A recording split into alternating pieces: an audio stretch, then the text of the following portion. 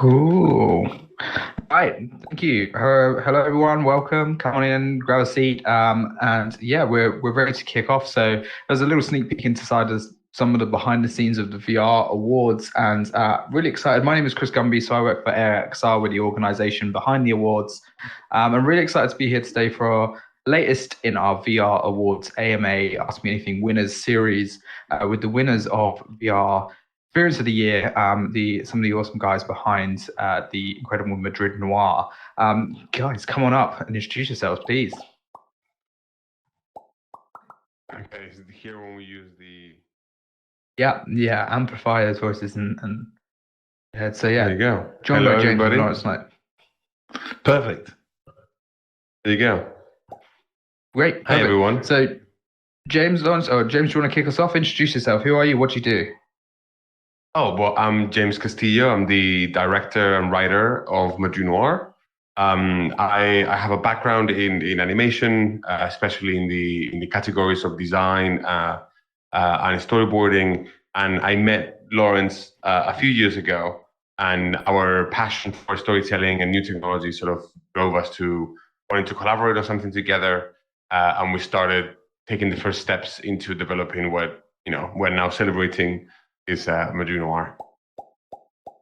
Yeah, thanks, James. My name's Lawrence Bennett. I'm the co-founder of No Ghost, one of the production companies that created Madrid Noir, as well as the writer for the project. So I've been, me and James have been working on this together since 2018, pretty much. And I think so. I've taken it through its many different incarnations to where it got today and won the award last year. Yeah, perfect. Excellent. Thank you so much for joining us, guys. So yeah, a quick heads up about how this sort of session works. Obviously, these guys have come down and really happy to spend their day, and we're sure some more people will sort of come along. We've got some questions ourselves, but this is an Ask Me Anything session, so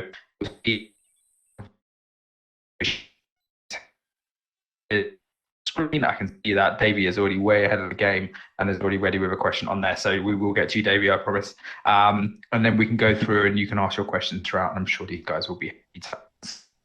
For you, if there is anybody that isn't familiar with Madrid Noir, I'm sure you've all seen it, but let's kick off quickly with a trailer and give you guys some context.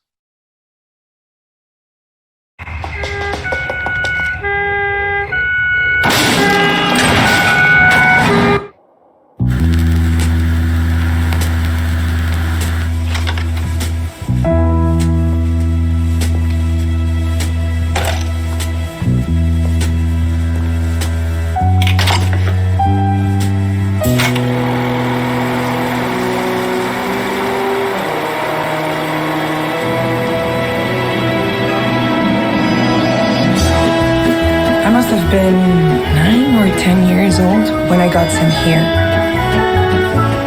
I couldn't wait to get out there and investigate my first real case. But Manolo, my uncle, really didn't have the same plan as me. He was always sneaking out at nighttime. I knew he was up to something shifty, something worth investigating.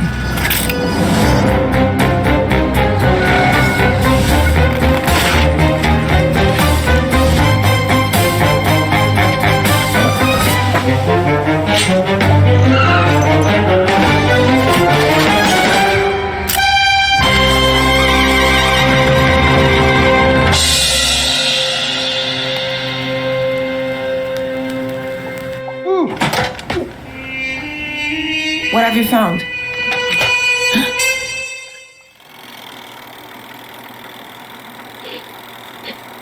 All right, awesome. Amazing. That's great. And also, almost doesn't do it justice. I'd really recommend if you have a check it out now, because it's a great story. So just introduce us then. Tell us a bit about it. Obviously, we've had a sneak peek there. I'm sure everyone here has played the experience too. But how did this come about then? I know you said you've been working on this for a good few years now. Just give us a bit of background into the story and where this came from. Yeah. Do you mind if I start, Lauren?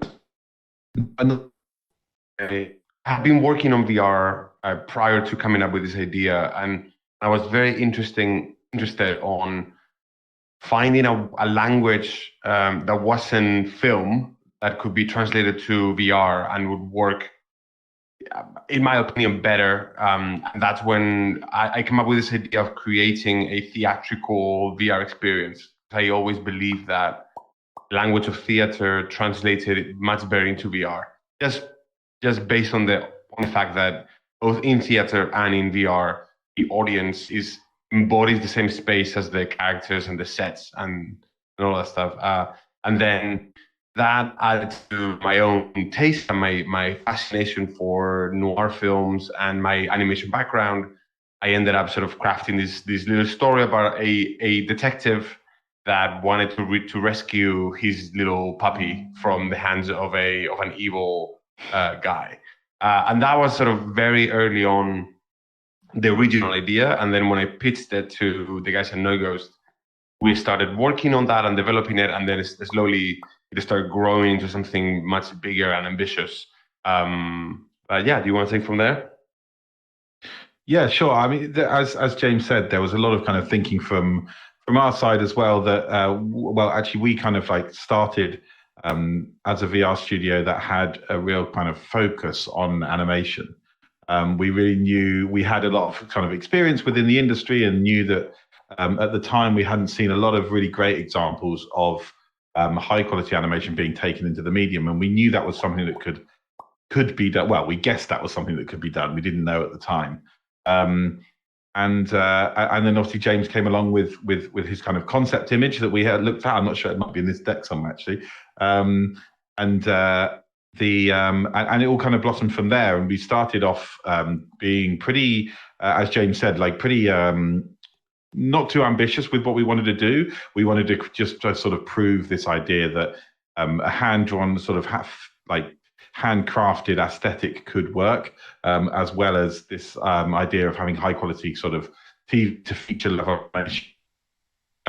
With sort of started out in early 2018, and took it through this kind of like early, what we call now the Prologue, which is like a 5-minute non-interactive little early thing, and then took it through many different iterations really until it got to the final thing that we see today. Yeah, we were mainly very focused on wanting to test our theories, right? Because that's sort of something that we learned through the process, is that you have to do a lot of guessing in VR just because of the fact that nobody has had really that much experience doing VR because it's so new. So we had a lot of hypotheses. We needed to test them. So we created this little 5-minute short film to see if truly all these ideas about theatrical language and set design and animation and pantomime could work. So one of the first things that we realized is that just to give you an example, we wanted to do something very theatric, and but we had to face what any other VR project faces, which is how do you keep the attention of the viewer where you want it to be, and that's where the magical spotlight of the theater sort of came to our help, and it sort of proved to us that this idea that we had a lot of potential. So we just took it. We managed to get a couple of festivals in, and then we started talking with producers, with Atlas 5 in this case, to make, and they wanted us to make it. They saw the potential of it, and they wanted us to make something that was even way larger than we could have, that we imagined at the beginning. And so we spent a whole year, I think it was pretty much a whole year, just doing writing and testing and having ideas together. Before even Oculus came into the picture, we just did writing and testing. That's awesome. Yeah. And you could see from obviously the page before this, right? It's not just the VR awards. You said about a few shows, but there's a bunch of nominations, a bunch of shortlists. It's been really well received everywhere. So obviously that sort of trial and error and that experimentation worked really well. But what went into then? Obviously, you had a product, but then before you even had people like Atlas V and Oculus and things like that on board. So what goes into making and producing and releasing an experience like this? Do you want to answer that as the head of a company that does VR? Yeah, sure. I mean, like James said, we went through a lot of different rounds of working out how this actually worked in terms of, and that was on all different sorts of levels. So James at the beginning spent a lot of time just purely on design. So we spent many months really on character designs, with James the character design by trade, and we spent a lot of time trying to work out how these characters could not only be readable but be a kind of nice person to spend time in the space with, because we pretty quickly found out that what we'd done in the early prototypes worked really nicely for telling a story and kind of spinning a yarn to some extent, but it didn't necessarily work for building a relationship with the character. And building that relationship was something that we were extremely keen on. That was one of the other things we were pretty keen to test out and pretty sure that we could do something of, which was to give you, even in a short time, a relatively sort of light interaction, but a bit of a meaningful relationship with the character. So many times, actually, there's something that happened where we got in VR pretty quickly with Lola, the main character who you can see here, and she actually had a huge head. Her head felt insane. We kind of on paper she looked great, but then as soon as you got into here, it was kind of well over the other side of the uncanny valley, and it really didn't make sense. And it took a lot of readjustment to get her to this point where you could start to believe there was somebody behind those eyes, even just for a moment. And there's a few really nice bits of animation that ended up happening that really, I think, we believe built those little moments. There's a few times when Lola sort of checks over her shoulder at you, as though she's sort of letting you in on a secret, and there's already a relationship and an understanding between you and her, and that sort of thing.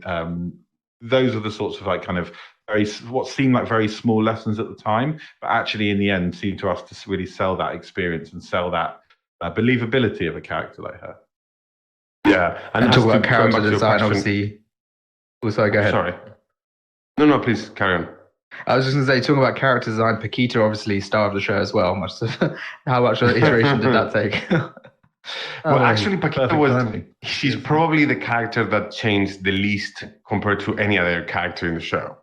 So Paquito was designed really early on for this prototype that we did. And I think she stayed pretty much the same throughout all the other iterations, because we sort of realized that we had nailed a certain amount of simplicity and character and personality with a very clear design language. And she actually ended up becoming the anchor for a lot of the other characters in terms of how big, how tall they are compared to her and things like that. So yeah, she kind of came through pretty quickly.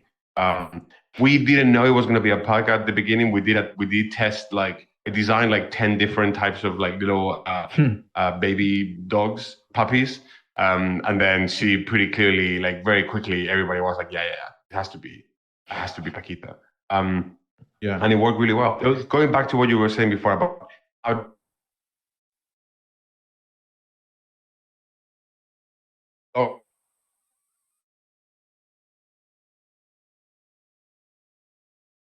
game world and our experience working game with most of the people in the team had some experience with it, and we realized really early that quick prototyping was going to be key.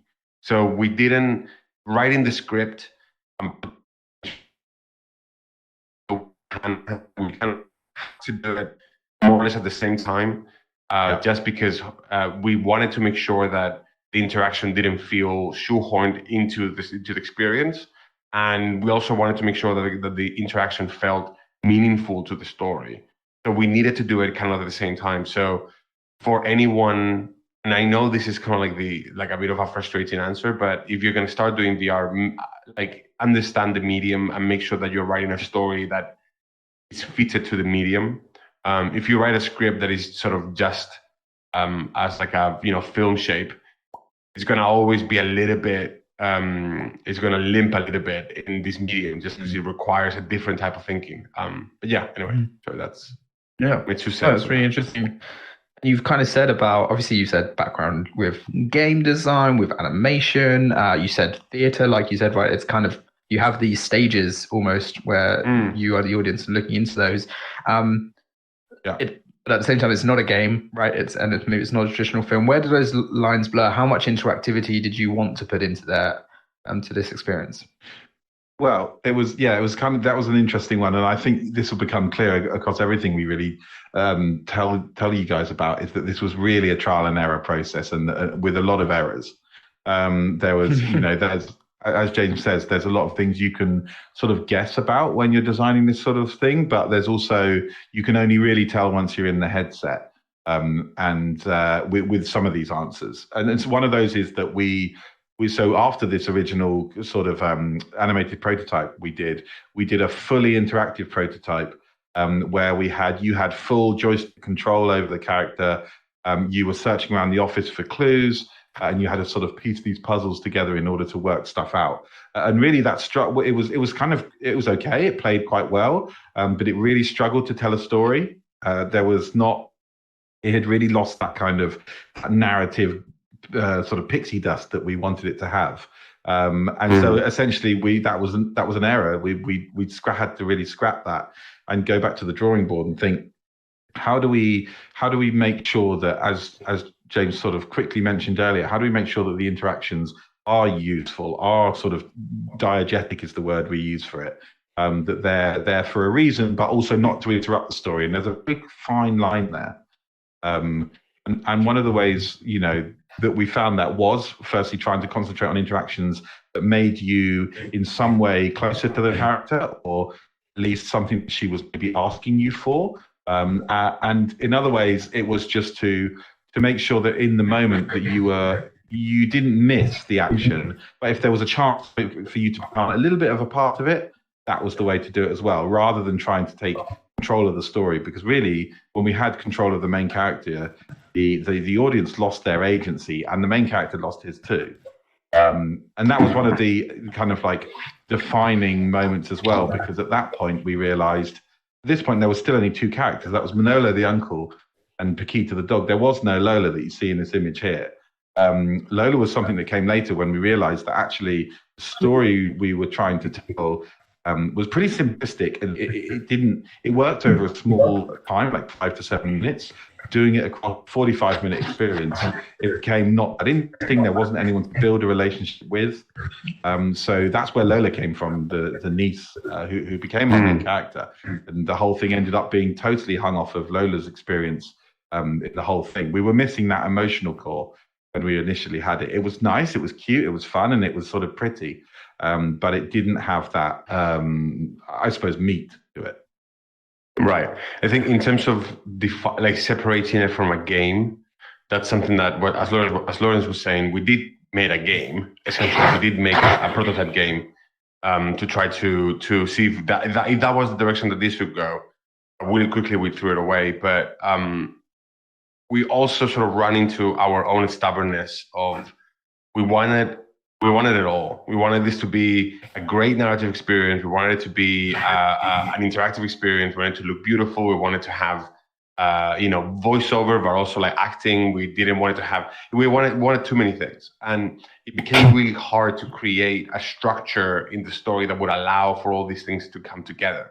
Because, like Lawrence said, we wanted to give interaction, but we wanted also to make a very well curated narrative experience. Because if you give the player the power over the pace of the storytelling, you can run into an experience that it keeps starting and stopping all the time, and it just doesn't manage to really sort of take you through a very good story. So Lola coming into the story and us making a divide between older Lola and younger Lola gave us that perfect box to be able to say, we can keep the interaction within one section of the story and then leave the other section of the story fully narrative. And that way we can find a balance as to like how much we're allowing you to interact, but also make sure that interaction fits a purpose within the story and it's not just something cosmetic. And really that splitting of the two timelines gave us the chance to not only work with that, but work on the way that the actual narrative structure of it works. It allowed us to try out slightly different aesthetics. Like, it's a very subtle thing, but people are animated characters are animated differently between the two different timelines, because the idea is that everything that's recounted to you of the past is a memory, and it's sort of in the eyes of a child. So everything's a bit more exaggerated, a bit more sort of cartoonish. Whereas when we're in present with Lola, she's much more, and really the idea of what we're meant to learn in the story, she's much more naturalistic in her acting style, and sort of subtle, really. Mm-hmm. Yeah. Sounds great. And I mean, although you said about the sort of interaction levels, like that is, I guess it's a first person interaction in the present day sort of settings, but there's still, like set pieces in the memories, right? You've got the big set piece with like the torch light and those sort of things. Mm-hmm. So yeah, exactly. And like, so that, maybe slightly more gamified. Yeah, and they were things where we realized there was, in the same way that you can make these assumptions about what works and what doesn't. And me and James we've said it in whenever we talk about this project, we spent quite a lot of time making rules around what we could do, because and have found across, in my experience especially, across other VR experiences, the more rules you make and the more sort of, really the more you constrict yourself, you actually end up with something that's more interesting, because and more focused at least. Because when you start making a VR thing, you essentially got all possibilities open to you, and that can end up in a bit of a, if you use all of those, it ends up in a bit of a sort of muddy, confused experience. Whereas if you start to bring in those rules, you get this sort of like we said, that focused sort of feeling, and everything becomes a bit more holistic. On the other hand, those rules always have to be broken, and so we were constantly worried about who the player is and what's their sort of agency, and not interrupting the character's agency. But there was times, like with the torch said there, where really it's a moment of fun, it's a bit of a chase, and people, and it happens quite quickly, and people just enjoy that moment, and it adds to the immersion, rather than they're in this worried, sort of confused state about, wait a second, what am I doing here and why? People just sort of get that when there's a chase at night, someone needs to shine the torch. Yeah, awesome. And like on top of that, like we build all these rules, and like Lawrence says, those can also be broken. And in our experience, once we set up, because those scenes that you're mentioning were the last things that we did for the project. We had the entire film done without interaction with the torchlight and without the camera, and then testing it, we started thinking not so much in terms of the story, but in terms of like, how is the audience relating to these characters, and how is the audience experiencing the story? And we realized that at that point, it was people were losing attention, they were losing sort of part of the plot, things were not coming as clear, because like for example, we only knew that Manolo was doing shady things because Lola told us. We realized if we actually give the audience the possibility to look at Manolo doing all these shady things with the camera, then it makes it their own discovery. They realize that Manolo is doing shady things. So the level of immersion within the story is bigger. So that if there's any lesson to be learned from this thing that we're saying, is that always be aware of what the audience is meant to be feeling at that point. And if you need to break or bend a few of the rules, do it, because it's always more important to have an engaged audience than to have a perfectly boxed project that sort of fails to do that. Great. Amazing. Well, speaking of audience participation still, just a reminder for you guys that are in the room with us on AltSpace, this is an Ask Me Anything session. If you have any questions for these guys, please use the raise hand function and we'll come around to you for that. And we've got some questions from some other channels as well. We've actually got someone's popped their hand up. So Cass, give me 2 seconds. Let me just hand you the mic. Okay, we should be able to hear you now. Can you hear me now? Yep, perfect. Yeah. Yes, we can hear you. Okay. I am here from the standpoint of the audience, the consumers that enjoy your product. I wasn't familiar with it. I saw this on AltSpace and I stuck my head in. I'm dying to watch this video. I'm excited to get this from Quest. Thank you. I'm assuming that this is not a stopping point for you. This is a starting point. Am I correct?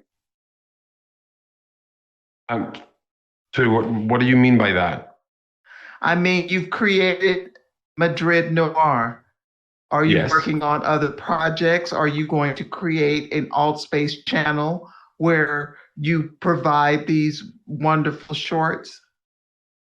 Well, we are very interested in sort of Madrid Noir was the first step into this this topic that we're very interested on, which is how does narrative fit within this new medium? And I think the step that we're making into connecting immersiveness and storytelling is sort of what we're working on right now.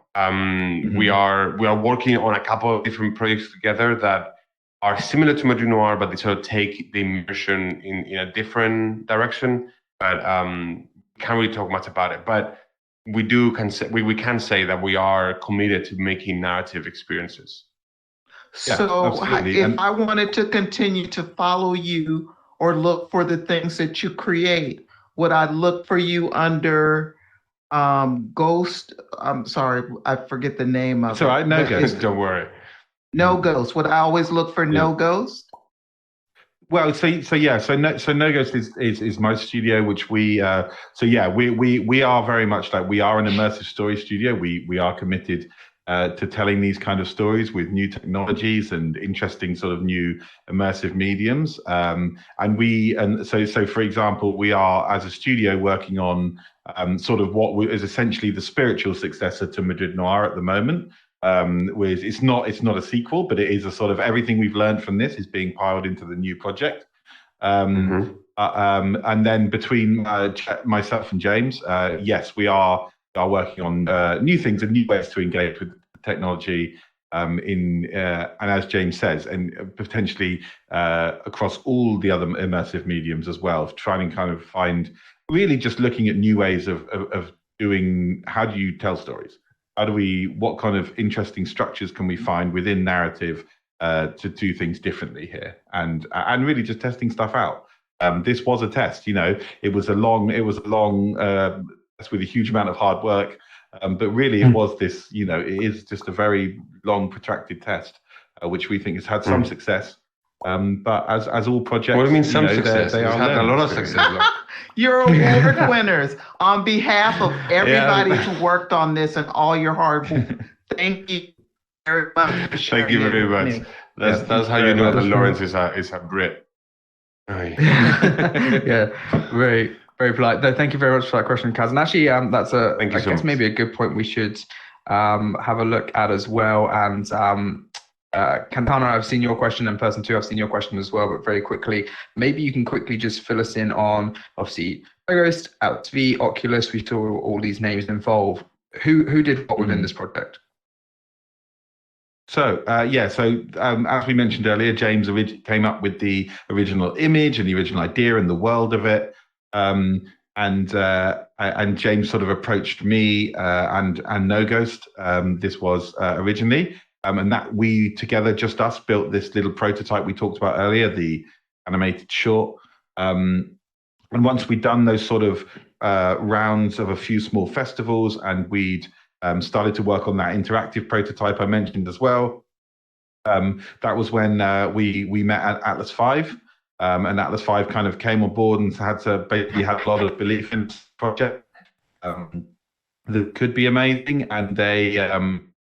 so we really started a co-production together where they went out and in the end brought on Oculus on board, who were a huge partner in the project, not only just through funding, but also through the fact that they had this real respect for the vision we had. I think it's especially for small creators, it's quite a scary thing. When it's great when somebody gives you the resources to create a project, but it's quite a scary thing to sign away to some extent your creative vision of it, and what people get worried that they're not going to be able to keep that. And in this sense, Oculus was a great partner. They really respected it and let us do what we needed to do. Yeah, I think in broader terms, essentially No Ghost took over the development, like the development muscle. They produced the project. They had all the animators, all the engine. They kind of made it, whereas Atlas took more of the distributor / producer role, where they were key for us to be able to get into festivals, to get the deal with Oculus, all of that stuff, and then Oculus took more of an investor role in more traditional terms. Awesome. Thank you for that. I appreciate it. Cantana, you've been waiting very patiently. Thank you very much. Go ahead and ask your question. Hello, everybody. This could be a question for either of you guys, or I don't know, even the host. But I am an actress, and I was just curious, how do you guys involve actors to really, other than voiceover, how do you guys try to implicate actors to really to allow them to join you guys on your team and to help create this ultimate image? Mm-hmm. That's interesting. Nobody has ever asked us about. That's never cool. asked us that. Yeah, yeah, that's really cool. Carry on, James. Okay, I'll sure. go. Yeah, I mean, I think for us in this project, it was a purely sort of hand animated project. So really, the only acting requirement. Well, this is not the only acting. The only acting requirement that really ends up obviously on screen is the voice of Lola, but also doesn't. I suppose there's a kind of there's a halfway point, right? Which is that animators are to some extent using their understanding of the way that actors work in order to do in order to communicate character performance. So it doesn't necessarily, right at the moment in this sort of project, we didn't necessarily use that much acting talent, but that doesn't mean that you miss it completely. Part of the reason we did this was so when you animate stuff by hand, a lot of people use large amounts of reference footage, and that reference footage a lot of the time is filmed by the animators themselves. Part of this was because we made this right through the pandemic. There was no chance for anybody to really be in the room with each other. In fact, for many, many months, it was only me and James that ever saw each other in real life. Everybody else was working from home, and we had to kind of move to. In reality, there is of larger productions, especially animated ones, there will be a lot of time where actors are used for this reference footage to understand how people naturally act in a scene together, and how they respond to each other's presence, because that's not always necessarily straight away clear in animation, right, James? That's not always something people can just pull out of their brain. Some people can, but reference is always very important. I think for a direct usage in something that ends up as an animated short, after voice, that would be where I see it. In my experience, I do remember there was always yes, we could write the story without knowing who was going to act it, but it always felt incomplete because we could. James, I think you just need to amplify your voice still very quickly. If you guys. Sorry. There you go. Is that better? Yep, perfect. Okay. So, I was saying, the story always felt incomplete until we managed to cast this project, which was a pretty tricky process in itself. But once we did it and we found Godeliv, who's the actress who made it, which was a very tricky find because we wanted someone that could act in English, but who spoke Spanish or was native from Spain. Because we needed the character to have that accent, but still be able to be understood by English-speaking people. But once she did the recording, she elevated the character to such a degree that informed all of our acting choices in the project. So once we had her in, and the animators started working on her animations, they could actually just through the sound, they could find a lot of nuances into the kind of gestures and the kind of ways that she would present herself. We recorded some of the moments when the actress was recording the voice, so we could use some reference, but we would have loved if in an ideal situation, she would have been a little bit more involved and she would have allowed us to give us more acting reference. We could actually have to translate her movement and her acting choices into the project. Unfortunately, because of COVID, that became very tricky. In hindsight, we would have liked it probably to have involved an actor sooner than we did, because we did it quite late into the production. I think ideally we would have done it sooner, so they could be a little bit more involved into that, coming up with a character face. That would have been great. Awesome. Thank you. Thank you very much. Great. Thank you, Kantan, for that question as well. We got James in the audience with a question too. Yeah, go ahead, James. Great name. Come on. Hi, yeah. So yeah, thank you for. Can you hear me? Yep. Yes, Yep, you can, perfect. yeah. You're good. Okay, great. So I haven't had the pleasure of playing Madrid Noir yet, but I'm really looking forward to it. I'll try to play it this afternoon. It seems great. like Thank you. every new project, every story has to innovate to solve its own problems in this kind of new space. And I'm wondering, are there any innovations to the user experience or to storytelling that you think are really big breakthroughs that other people in this storytelling space should know about? Lawrence? Good question. Really good question.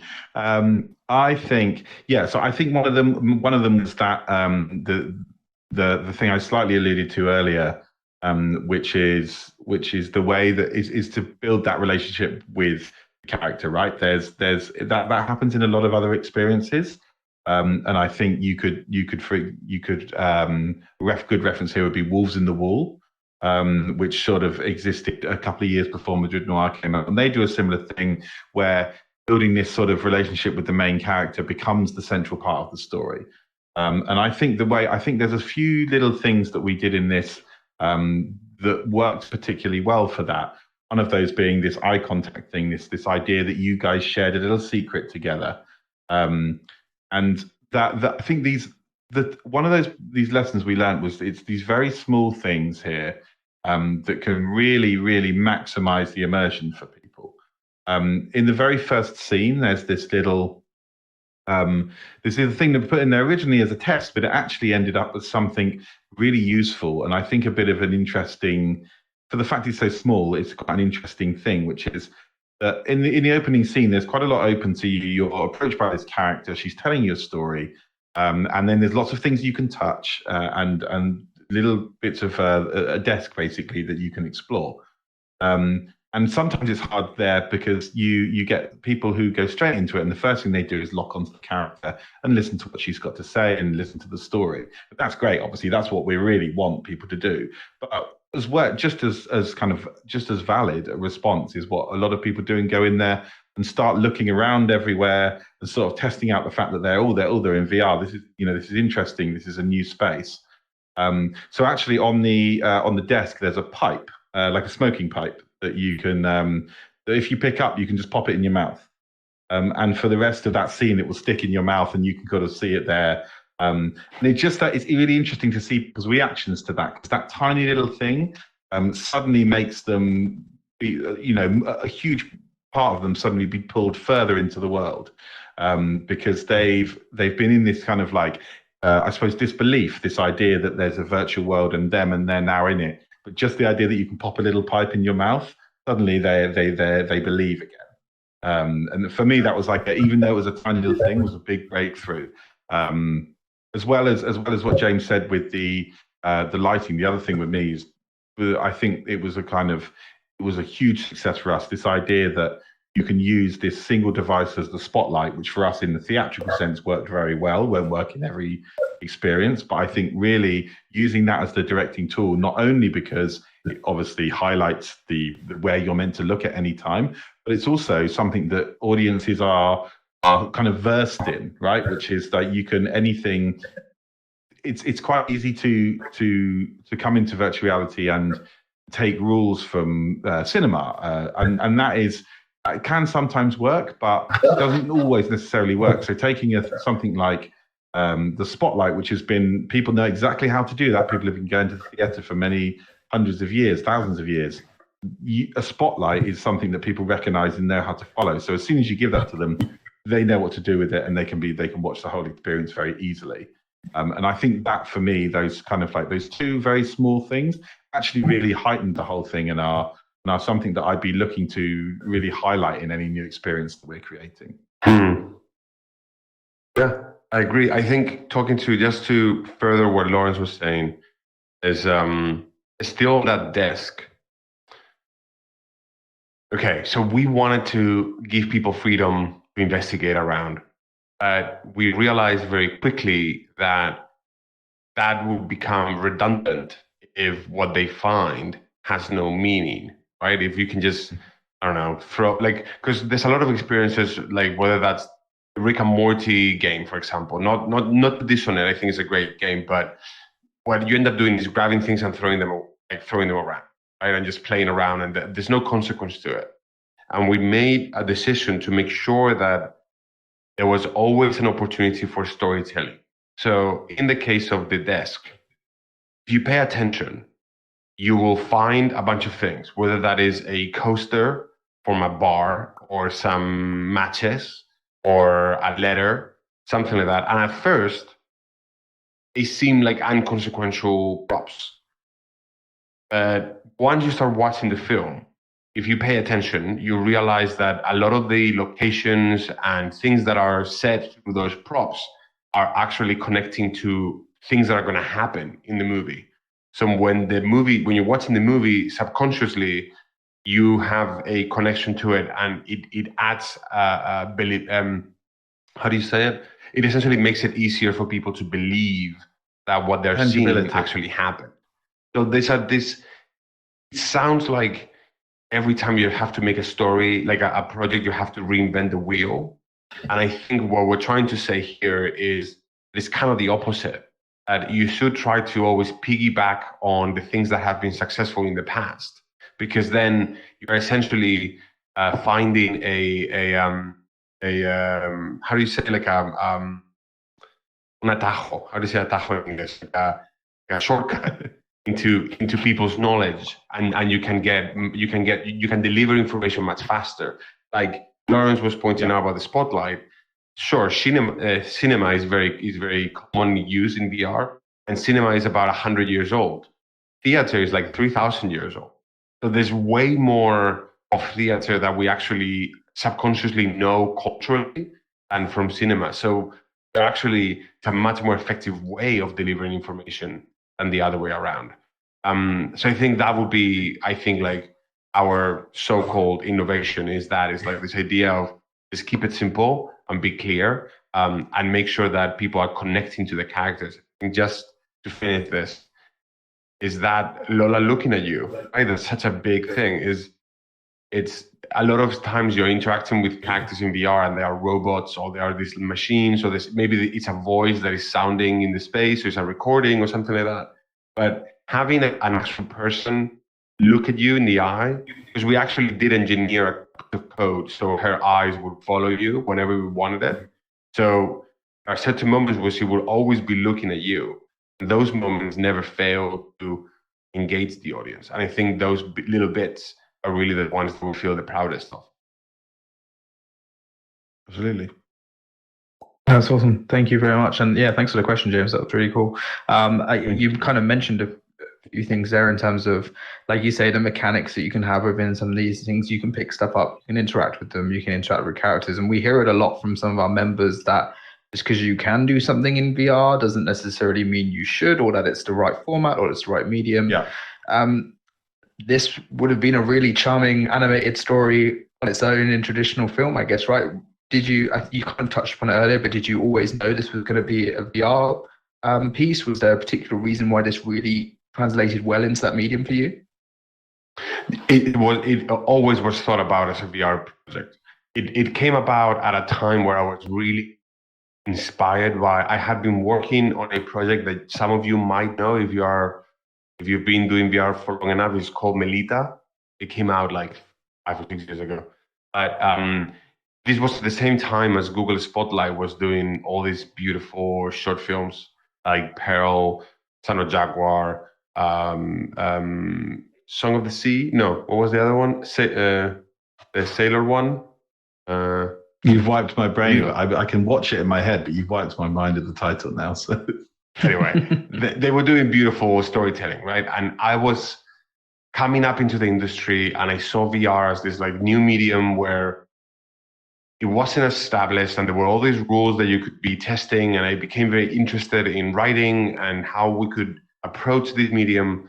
And so from the beginning, I did wanted this to be a VR project. So even though the story in itself being a noir, there's certain codes that come from the noir novels and films, it was always meant to be experienced with a headset.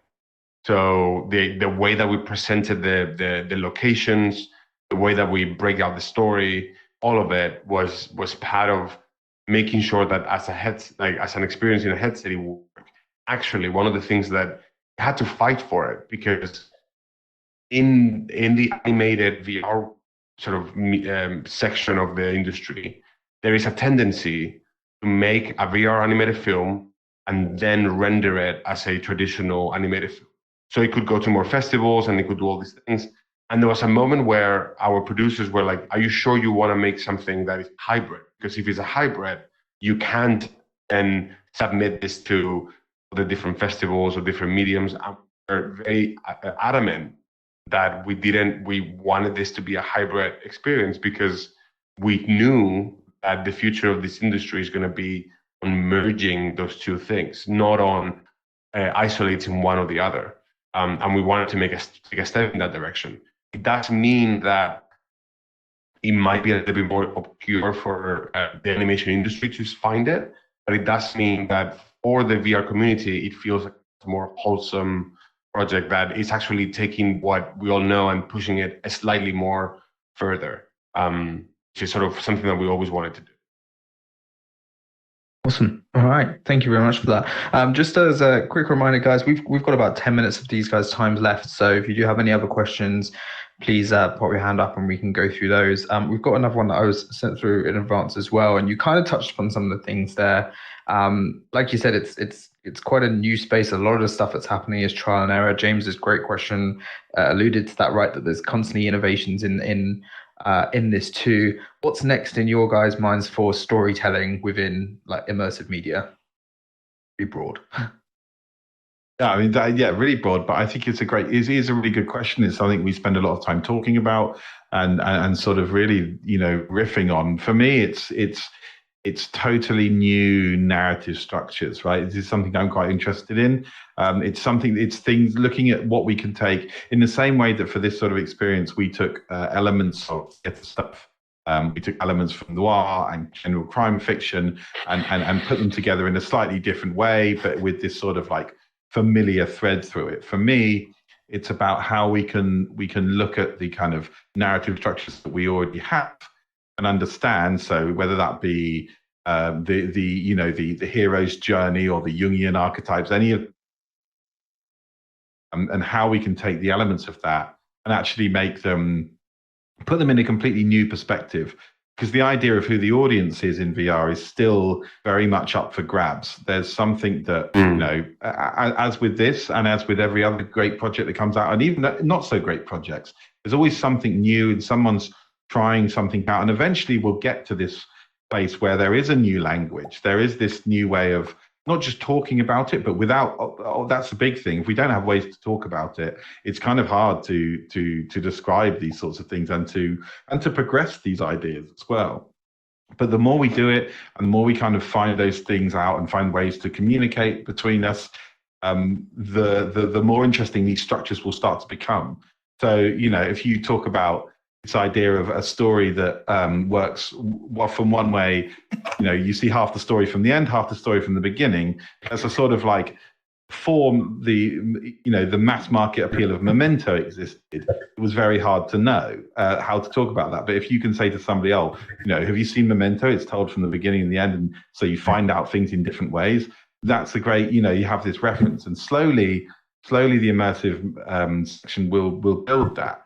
But until that happens, it's going to be quite hard to find these really interesting new narrative structures. But that's really where I think the value will finally be, and where this is the point where VR and all sorts of other immersive mediums actually really distinguish itself as a different thing. This is where games and cinema will sort of stand side by sides. This immersive media will be its own its own brand essentially, because you will have these totally new ways of telling stories that will not work anywhere else. And that's really for me where that kind of the excitement of the future lies, and that is to find out what that will look like. I have currently no idea. I have hopes and I have sort of like ideas myself, but actually how the final thing will look like is totally unknown to me still. Yeah, I think that was very beautifully put, by the way, Lawrence. Very nice. Yeah, awesome. Thank you. From my point of view, I don't come necessarily from the immersive medium. I see it as like I'm now developing all the stories that I want to tell, and I'm constantly questioning what's the right medium for the story. And I feel that it's always going to be about what the story is and what's the most effective way to deliver this story to an audience. And that's where you start, discussing sort of what are the pros and cons of all these different mediums, right? In terms of immersive, I find very interesting what Lawrence was saying is the breaking down of the classical 3 acts, like sort of a linear narrative that you would have in your book, and be a little bit more exploratory when it comes to you being able to embody someone within a story. I think it's a very interesting place to go. Like Lawrence was saying, I have no idea where this is going to go, but we always did Madrid Noir thinking that if we have built this out of watching Google Spotlights and watching Wolves on the Walls and things like that, I'm sure there'll be someone that would take Madrid Noir and would like stuff and do something that completely like cast a shadow over our work, because it's only one step ahead, but there's a long journey ahead of us of people that are going to do amazing things. Yeah, that's very lovely and exciting thought. Calmix, thank you very much for waiting patiently on there as well. You've got a question. Please take it away. If I can give you the...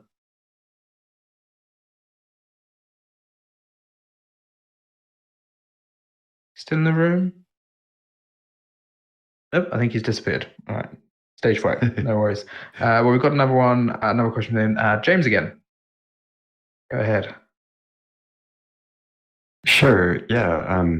Happy to ask a question as long as nobody wants to ask a first question first.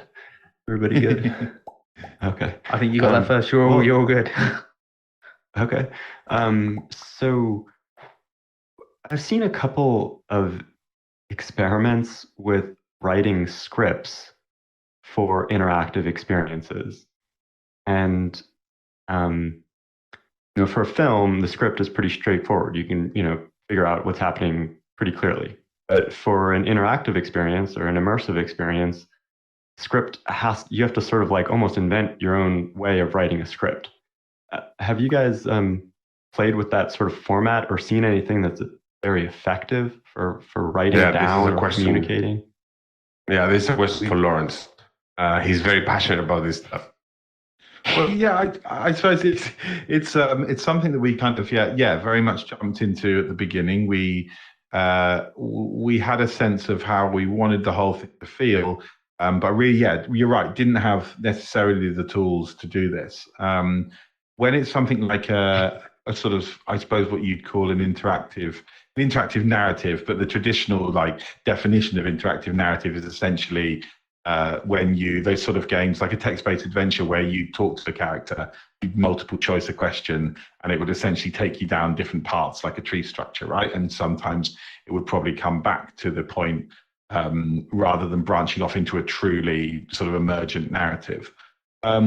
So in terms of those sorts of things, we did test those out at the beginning. We used, we wrote most of the script on Celtex.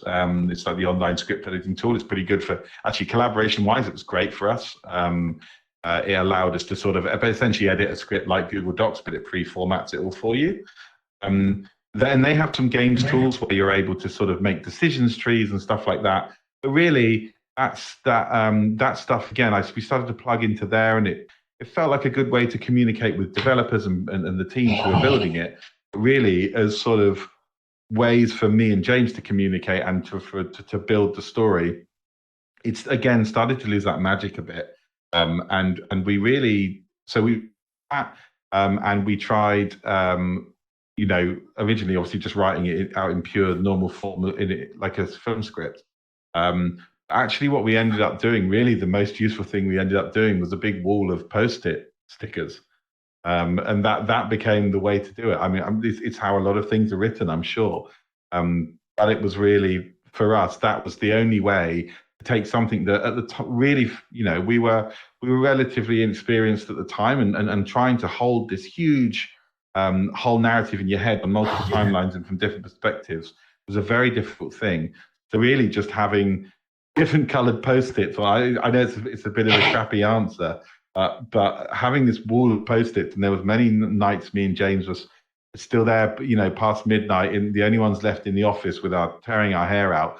That is what solved it. It was having this physical ability, and I think that was really the big thing, making it physical in all ways. That made this experience easier, right? Which was anything you could do that became more physical made the experience easier to understand for us and also for the viewers. So whether that was writing the way that you'll see this if you see when you watch it, that basically the whole thing is pretty much a monologue of the main character, which a 40-minute monologue is relatively daunting process, and a bit of a kind of beast to approach at the beginning. So in order to do that, the way, personally, the way I would write that, and with James as well, is one of us would play, or a broom stood in the corner of your room would play the character, and you would write it by moving around the room yourself, in order to understand how you would react to somebody in the room who you were confiding your secrets to. So anything to that, as well as the, like I say, the ridiculous wall of post-its, those sort of kind of like seem like I suppose sort of the buzzwords of narrative approach, but they actually really work. It's very hard to just go straight into a script, something that is sort of as complex as this, has many perspectives, and be able to just write that straight out. For us, that really didn't work. It might work for someone. It might work. But to do that, and then, so the final thing, the only difference is in the final script, when we completed it, is that we basically had these extra stage directions that would talk about interactions. And they would talk about possibilities of interactions, and what would happen if you didn't, and which is obviously always a big thing, is that a huge amount of audiences you come across aren't going to do what you want them to do. And that's one of the big fights that we have to constantly fight against, is that people aren't always going to get it, and that's fine.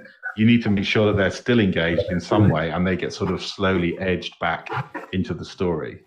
So yeah, make it physical, I suppose, would be my biggest bit of advice there. Yeah, just to complement what Lawrence is saying, I would say that writing for animation, it's his own beast, and we needed to have a lot of. Oh my God, this must be. Is that a lot of noise?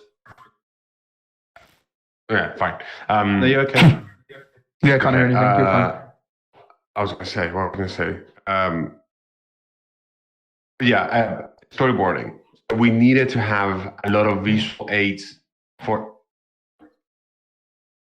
anyone to understand. There's someone vacuuming like right next to me, and it's quite sorry. Anyway, writing for animation is its own problem, right? And we needed to have a lot of visual direction for us to understand what's going to happen, and because we needed to be able to visualize how are we going to do this, right? Because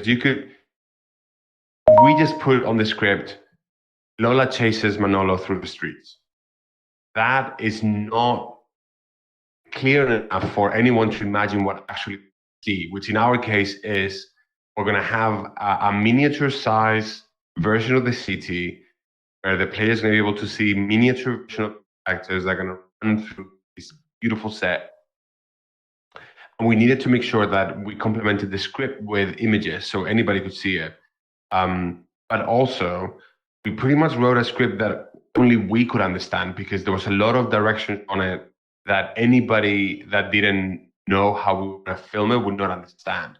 Just because we had floating sets and directions for the spotlights, and when different sets were going to collapse and open again, and it was too abstract for anyone else to understand it. So I think in our case, it was a combination of blocking narratives like the past and the future with colors, like Lawrence was saying, and then having an immense amount of visual material to complement the script. So we could make sure that everybody that read it could understand the way that we were going to portray it on the screen, which is something that I feel in other mediums like cinema is such a gigantic library of shots and images that we have that anybody reading a script can pretty much imagine the movie in their heads. Whereas in our case, we had to really do a lot of work to explain to people how we're going to solve it, because otherwise it wouldn't going to work. Awesome.